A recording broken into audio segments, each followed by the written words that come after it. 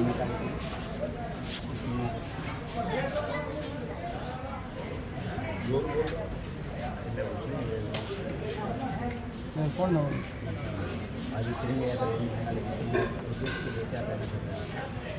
तिरंगा यात्रा हमारा देश सुरक्षित रहे, राष्ट्र मजबूत रहे और तिरंगा हमारी शान है।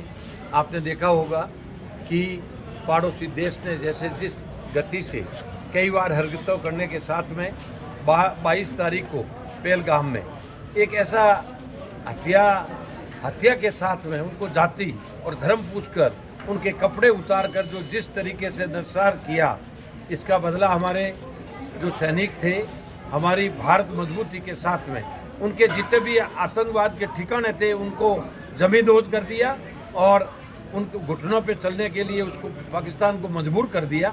भारत के सामने कोई आंख उठाकर देख नहीं सकता।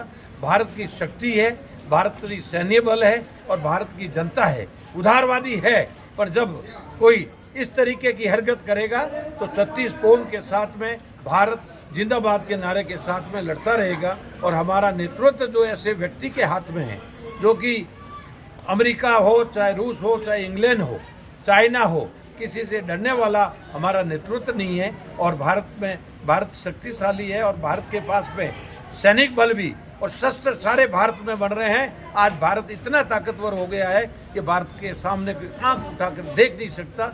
जिंदाबाद के साथ में भारत मजबूती के साथ में आगे बढ़ रहा है और भारत के कोई बुरी नज़र से देख भी नहीं सकता और देखेगा तो वो अपने आप में पछतावा करेगा।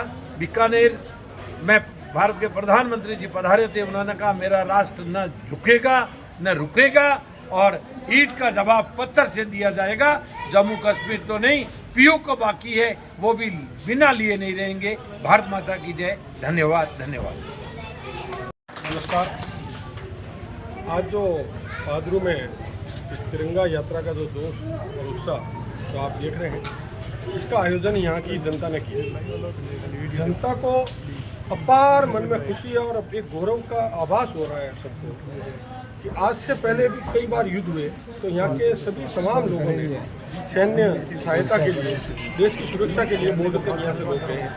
उन्हें मालूम है कि युद्ध के अंदर कितनी तबाही होती है, तो सब उससे पूर्ण रूप से ज्ञात था। मगर आज उनको एक गर्व इस बात का हो रहा है कि भारतीय सेना का शौर्य और पराक्रम, भारत सरकार का नेतृत्व और हमारी सुरक्षा एजेंसियों की पकड़ इतनी मजबूत थी, इस बात का इन्हें गर्व है कि कोई भी अपने यहाँ पर एक भी फटाका नहीं फूट पाया।